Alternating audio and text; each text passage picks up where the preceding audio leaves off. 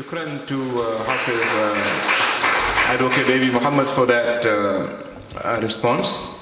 Gives us something to think about as well, important historical points as well. Very important to know the history behind these matters as well. For now, inshallah, we are running late, so we're not going to take much more of your time. We promised you a Q&A session, so we're going to have a very short Q&A session, no speeches, but questions, inshallah. Focused, aimed questions on the topic, because you have the experts here in front of you. So if there are any questions that you want to ask, please feel free to do so. We'll do that for the next 10 minutes or so, inshallah. Inshallah. Because we don't want to delay you as well, or our guests. Yes, sure. So, in fact, I'm going to call on Sheikh Munir to come forward and take a seat as well, please. And the respected Dr. Dawood Terblanche.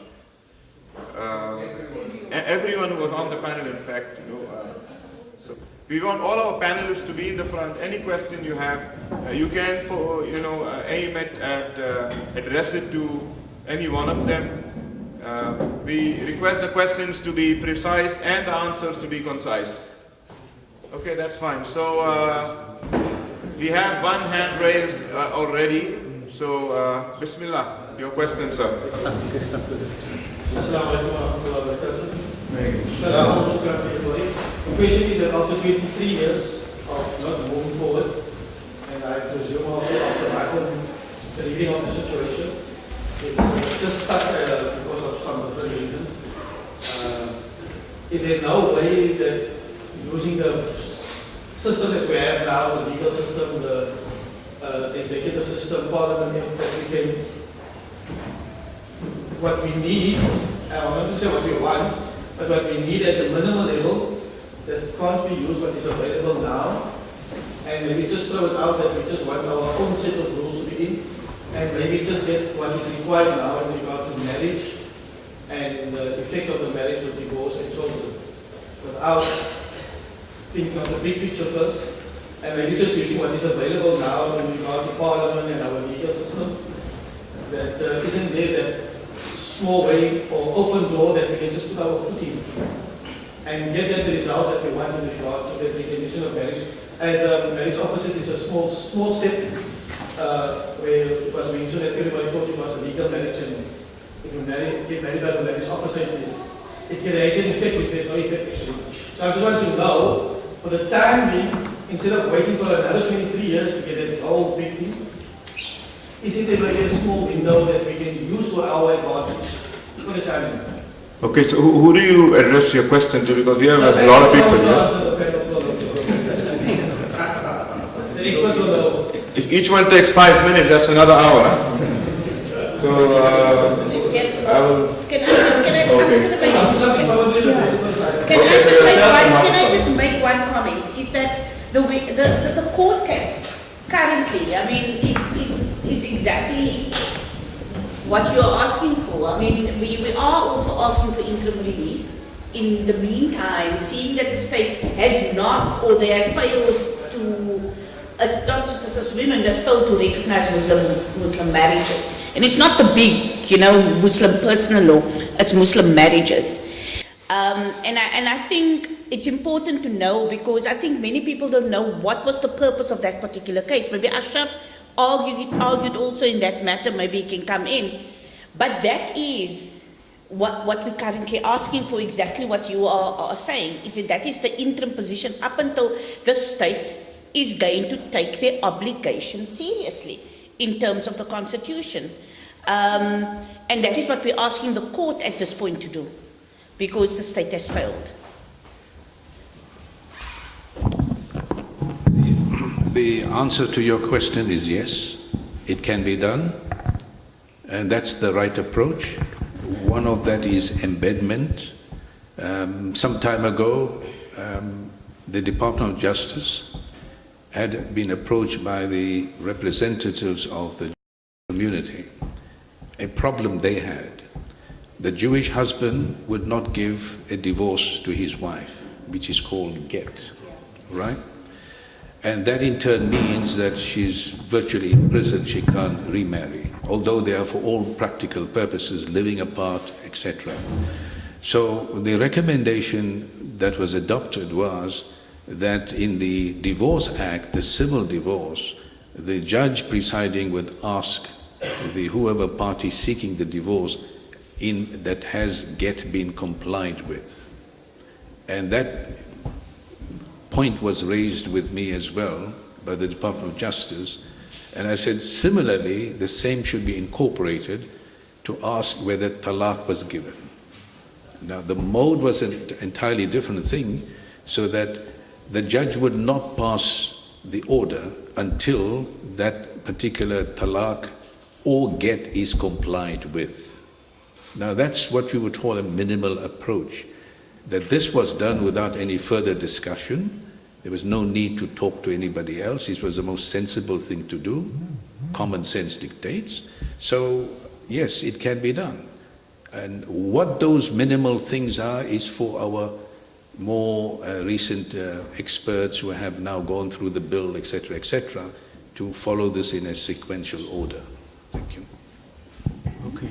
Shukran. There was another hand raised there, yes, and then a lady, yes. Assalamu alaikum wa rahmatullah. Okay. My name. This gentleman behind. Yes, this gentleman behind, yes. So, Maulana, you just want to give the mic to him, and then after him will be Maulana, inshallah.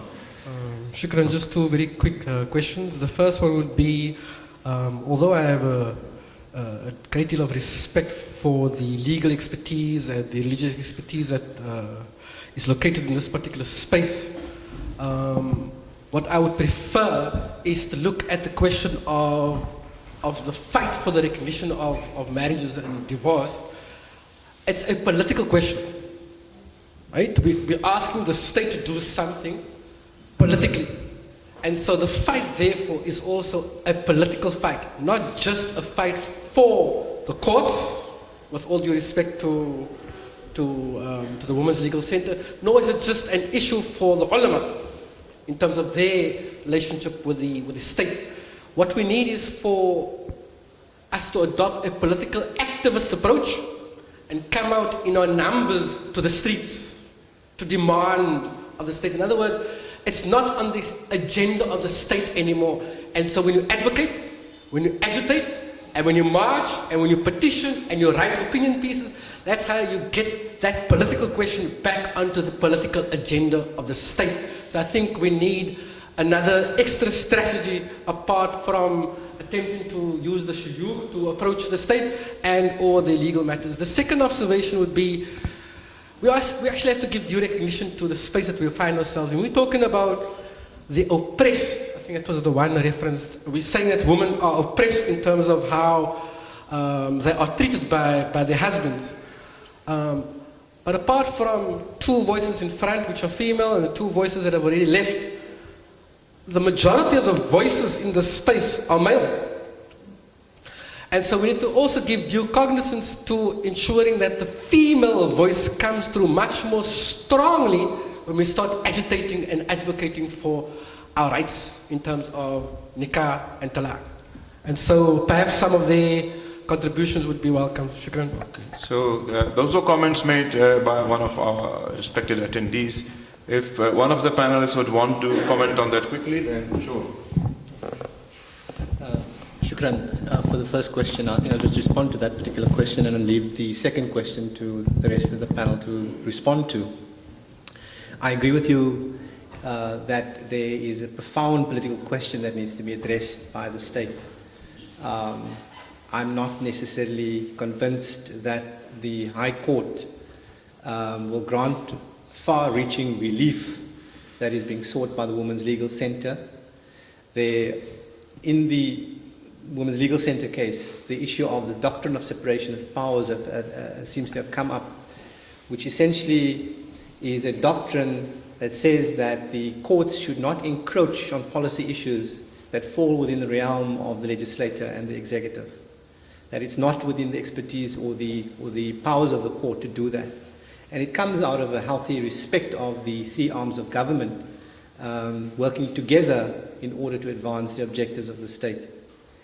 What they're saying in effect is that leave it in the hands of Parliament. And that's ultimately where your question comes in.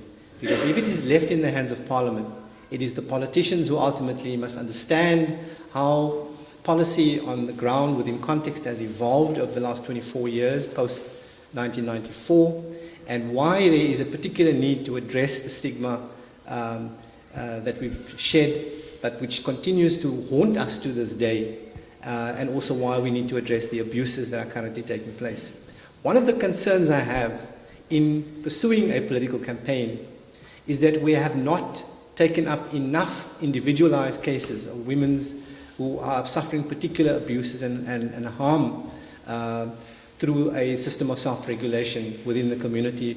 And I'm a bit concerned that there isn't a groundswell support that ultimately gives expression to that particular voice. And I'd like to see that happen. So I think your point is very critical. What I do think can happen, and it ties into the question this brother asked earlier, is while the Women's Legal Center case is running through the court system, and at the present we have a situation where argument has been completed, we're waiting for the judgment, but ultimately that case will also then find its way to the Constitutional Court. Nothing stops us, or even the MJCU, or any of the interested parties, from approaching Parliament and saying, look, we have a draft Muslim marriages bill that was formulated in 2010. We believe that if we tweak this and that, it might pass constitutional muster in that particular sense, and thereby pursue a political program for the adoption of this piece of legislation, because I think it is ultimately a good piece of legislation that can work within the current context. So I think your points are completely valid, and I think we must work towards developing a strategy, a political strategy, to engage with our representatives in Parliament and with the ANC if necessary, to see that this comes to fruition. Thank you. Shukran for that. Maulana Anwar, and then our sisters there, inshallah. Quickly, yes. Assalamu alaikum. Mine is just for a clarification. Now I will make a scenario whereby we are having a Muslim. Sorry, the second question wasn't answered. The one relating to female voices. I don't know. Okay, quickly. Sure. Before Maulana takes the... Sure. Okay, who wants to answer that? Okay, so Maulana can ask and then they will answer both, inshallah. You can carry on, Maulana. Just in short, just a scenario whereby a Muslim is married within the context of the civil marriage, which is monogamy, and he wants to embark on polygamy. In this case, what does he have to do? Does he have to divorce the wife or what? The first one in order to go for polygamy? Because I understand he has to go for the only time that marriage is recognized, it has to go to a tribal traditional marriage and all that. Okay, so those were two questions. This is a very specific legal question. So, inshallah, we'll hand over to the sisters. Ashraf, you're putting it, yeah, okay.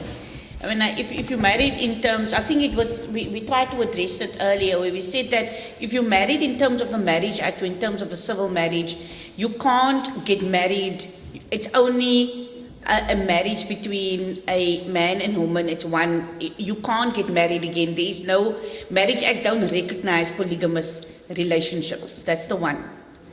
But you can get married in terms of civil, and then you can also then get married in terms of Muslim law. But the challenge is the recognition.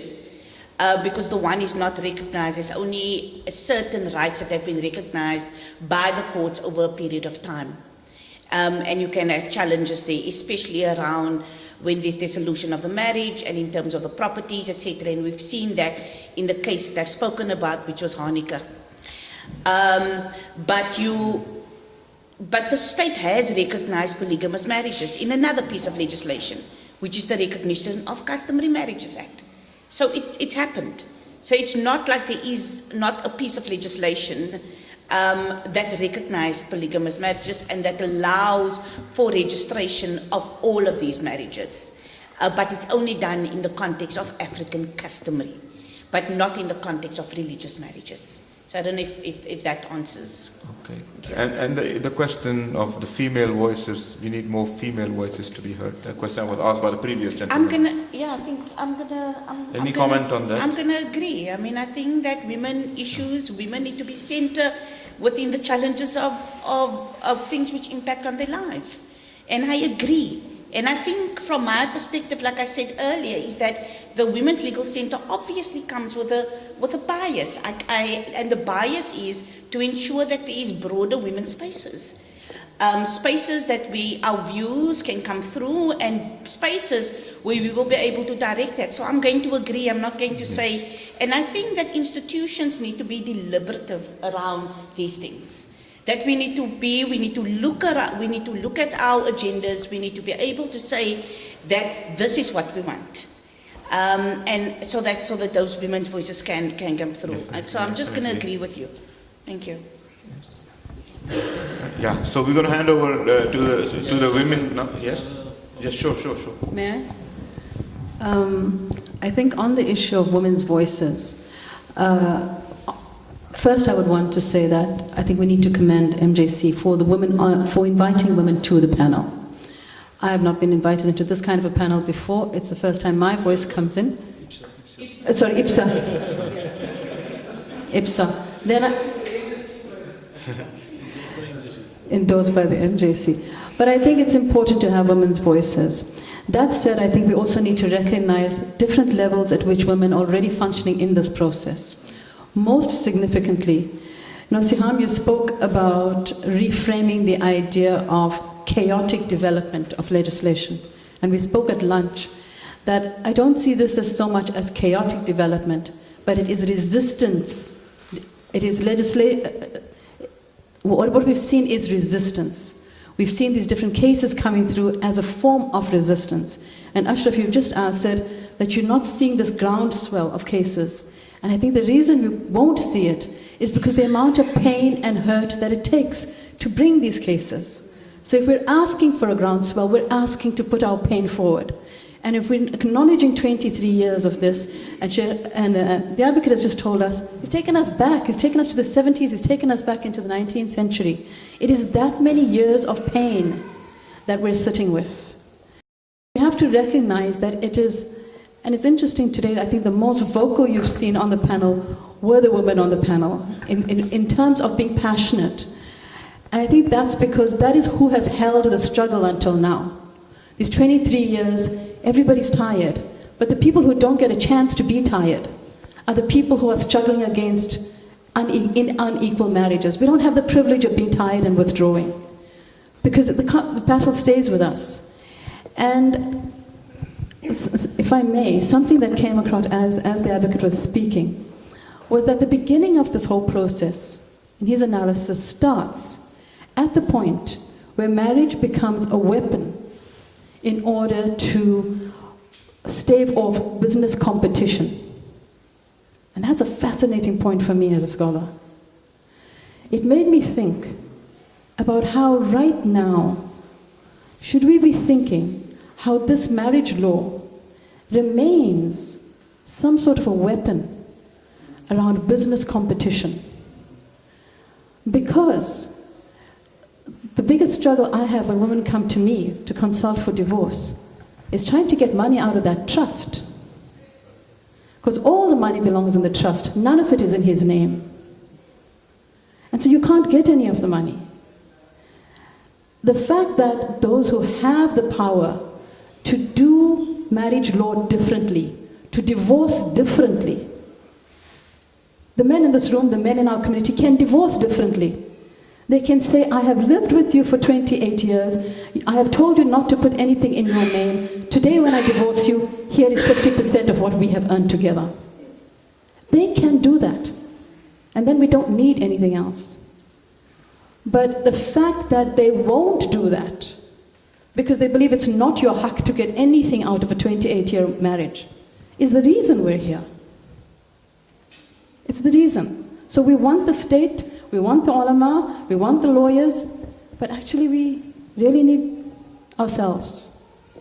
Thank you for that passionate answer. And yes, the women have to fight for their own rights before anyone else. And we hand over to the sister there. Assalamu alaikum wa rahmatullahi wa barakatuh.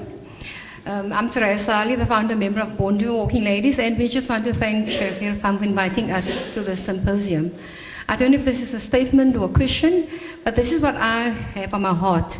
How can we get what was discussed here today to the people on the grassroots level who are economically impoverished, as well as facing domestic violence and intimate abuse on a daily basis, let alone gangsterism and drugs that add to the social ills of society?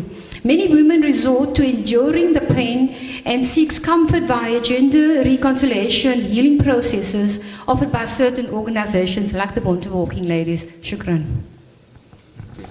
Very specific and important question from the grassroots. Who will want to respond to that? One of the ladies, perhaps? Yes, please do. Go ahead, go ahead. You need some more passion, you know. Okay, Sheikh, inshallah.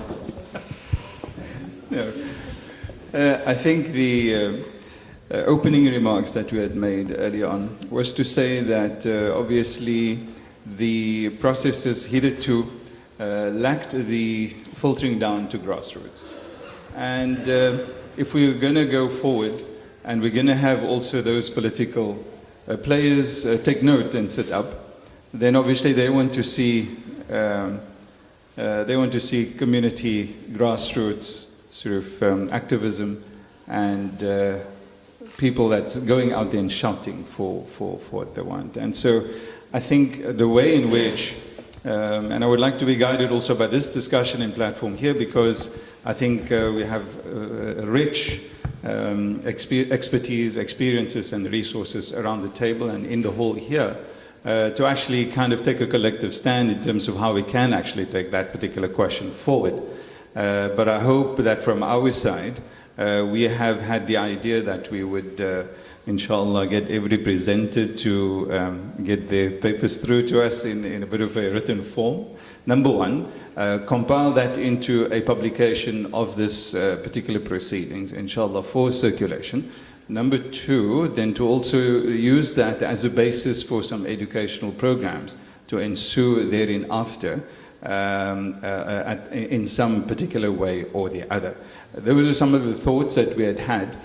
We've also had, which we now had to a little bit jettison, on the program we had a conference or symposium resolution session.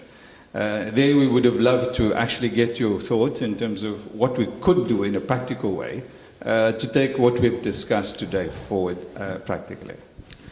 Yes, so thank you to Sheikh Hassan for that. Anybody else wants to add something? I just wanted to say, I mean, I think in our history that we've never seen the oppressor giving freedom to the oppressed. So I'm just going to put that in the center, put it straight in the center. But I think, so therefore, I mean, I think you are correct that, I mean, that it should be those that are being oppressed, those that are affected by these challenges, whether or not it's the working class, whether or not it's women, etc. There needs to be some form of bringing to the streets, or at least there should be people that need to tell the state at least that we need to get some form of recognition. I'm agreeing with that the law is not going to bring about change. And there needs to be other forms of advocacy that needs to happen. I'm going to put that there, but also the social ills and all of that. I think our advocate Mohammed said that earlier when he raised the 6 objectives. And one of it, it's about the sanctity of family, the sanctity, and or at least the dignity also of family, and just keeping that. And if we keep that in the center, we can see that, and he said it earlier, it's only with recognition. Because we cannot have that there's uncertainty that women have to go to court to be able to just get recognition in the first place.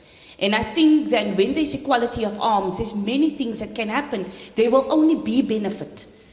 Because if there's fairness in this, I would even say war, because it's gotten to that point where women are situated.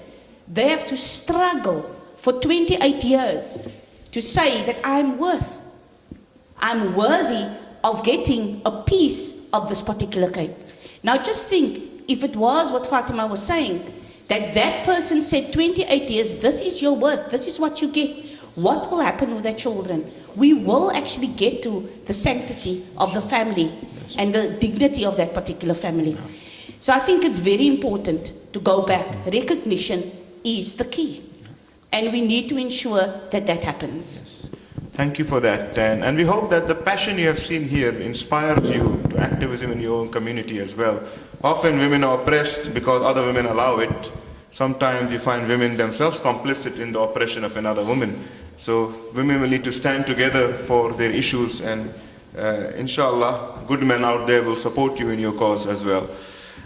We don't have much time left, just one more question. So I'm going to hand over that last question there. We apologize for that because it's quite late, everybody is tired and so on. We have guests from, out of town as well. So the last question. Assalamu alaikum. Just 2 points, but the Sheikh is not here.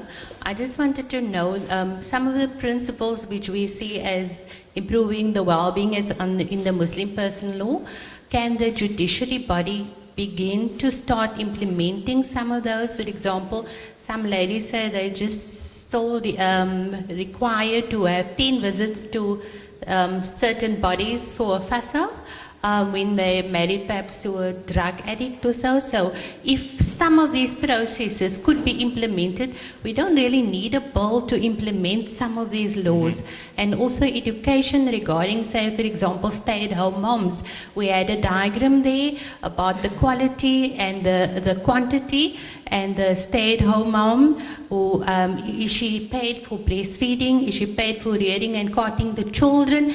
Can we have a contract within a contract? If our Muslim contract is not recognized, couldn't we, before marriage, draw up a contract and that becomes a civil contract? I'm asking the legal people also here, can we have a civil contract that is enforced by the state? For example, I will pay you X amount for this, X amount for that, or at the dissolution of marriage, I will give you X amount in terms of my dowry, I'll take a deferred dowry. Well, those kinds of details in a marriage contract stand up in court.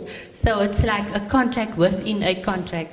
I don't know who to direct that to. Okay, sure. So that was a final comment, observation, question. Whoever wants to address that, perhaps. Excuse me? One more question? Okay, very quickly, inshallah, we'll accommodate that.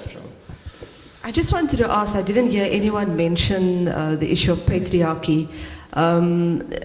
Is the opposition to the Muslim marriage bill, is it underpinned largely by patriarchal attitudes from the ulama? And also, how does patriarchy actually perpetuate the disarray that we see in the social system within the family environment today? Okay, shukran. So, who would like to start? Okay. Yes, sure. I think try is the operative word. I think there's evidence of patriarchy as a thread of that I've encountered in the resistance to the recognition of Muslim marriages and divorces. But I've also begun to appreciate that there are bigger constitutional questions about the nature of a modern constitutional democracy and the resistance from the state. When you look at the state's arguments in the Women's Legal Center case, they are really concerned about this notion of doctrinal entanglement. You must remember it's the first time, besides India, in the world where a modern constitutional democracy is trying to legislate religious doctrine in a sense. And in as much as we started this constitutional experiment in 1994 with this dynamic constitution which has a Bill of Rights, etc., and Advocate Abu Bakr has already mentioned the bias in terms of individual rights as opposed to collective rights within the constitution. We see those tensions also being one of the other threads that inform this resistance. So it's not just patriarchy. So you might very well see the matter, the women's legal matter going all the way to the Constitutional Court, because the state will argue that they don't want to engage in doctrinal entanglement. They don't want the courts to pronounce or adjudicate on and opinions and practices of religious nature. So there is that particular concern as well. But I agree with you. Patriarchy is a big issue. In none of the arguments that I've seen on the part of, for example, the Jamiat Ulama, or people like the alternative UQSA and the alternative IUC, etc., I've never come across anything in their arguments that suggests that they support patriarchy or they support the oppression of women in particular. There's nothing overt about it. So one must take a very nuanced view of that as well. I think people have become more conscientized about patriarchy and how it is used to oppress women in particular.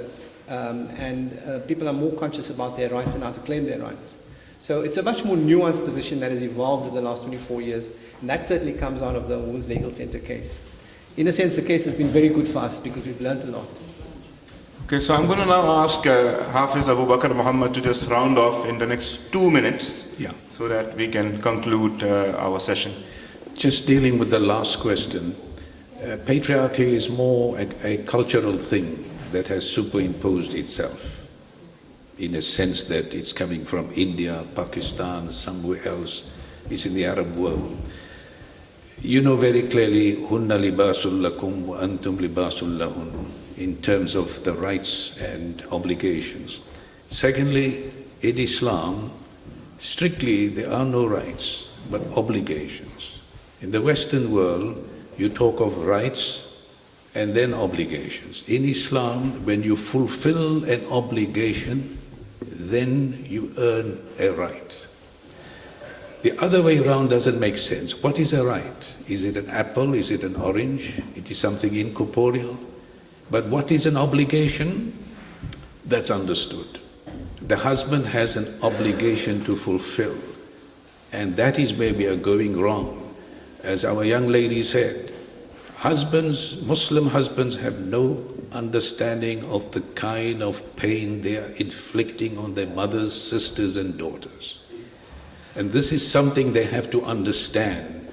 There has to be a strategy, a national strategy, worked out between our sisters and ourselves and all organizations, short, medium and long term.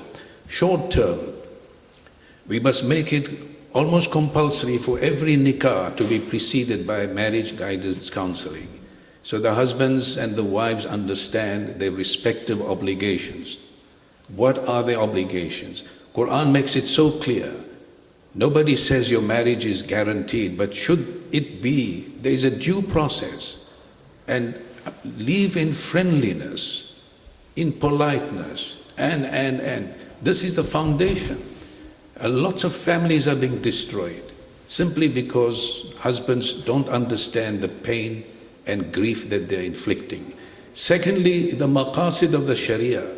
IPSA must go all out to educate the public of what the Sharia is all about. Sharia is not just halal meat and this and that and ziba or going to salah, fasting and hajj. It is a whole wide panoply of a whole glorious system. So maqasid will give you that kind of education. People will then understand. And then the news, the radio, and for the next generation, once they understand the maqasid, it gives you flexibility, it gives you comprehensiveness, and in this way, we assist our legal experts in how to embed. You know something? This is a shame. When the Human Development Index of 200 markers was assessed, not one Muslim country came in the first top 10, not even in the first 30. Only Malaysia, I think, Sheikh, was number 36. And what is the maqasid all about? The goodness and wellness of the human being. So there has to be a comprehensive education that must be given to the society. And I hope we are in the winters of our lives, but the young generation, young lawyers, Amal, Association of Muslim Lawyers and Accountants, IPSA, all of them have to get together, get into the trenches, and let's get it done.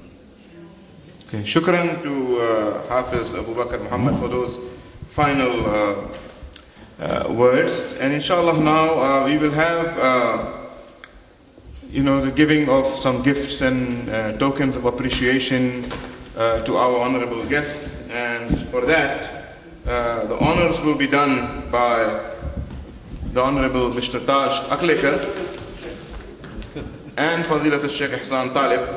So the first one will be handed over to Hafiz Abu Bakr Muhammad. Hafiz Advocate Abu Bakr Muhammad. And for that I call upon Sheikh Ihsan Talib.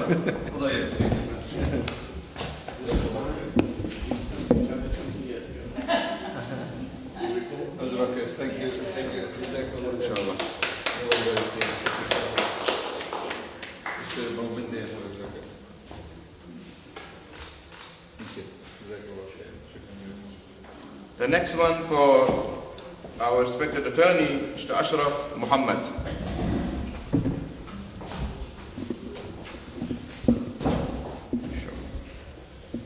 And I ask Sheikh Ihsan once again to do the honors. Honorable Principal of the International Peace College of South Africa. The presentation and I love the wonderful application of principles of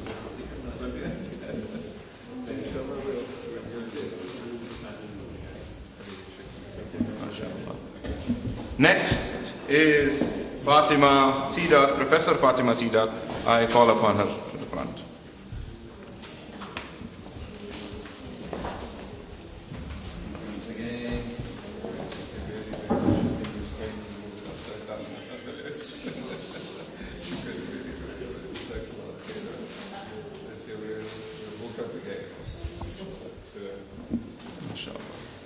Next, Advocate Siham Samai.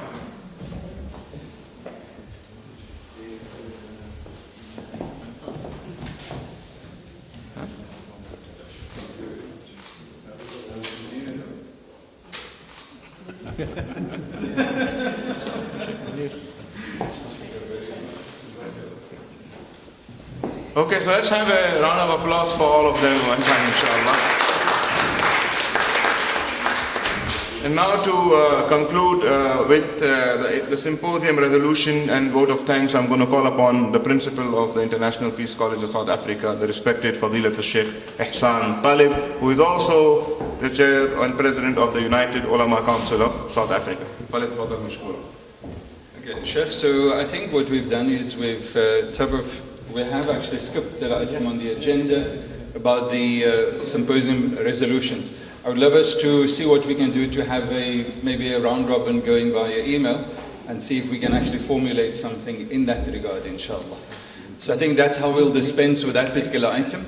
And therefore, all that remains for me is to thank everyone from the bottom of our hearts, on behalf of everyone present, from IPSA, from all the organizations that have been also participating here this evening, the proceedings of today, all our respected presenters who are here with us today, everybody who came and spent the entire day with us. Thank you very much. We loved all the passion. We hope that the infection will take root and take us, inshallah, to new heights. And may Allah Ta'ala bless you all abundantly. Thank you very much. Assalamu alaikum wa rahmatullahi wa barakatuh.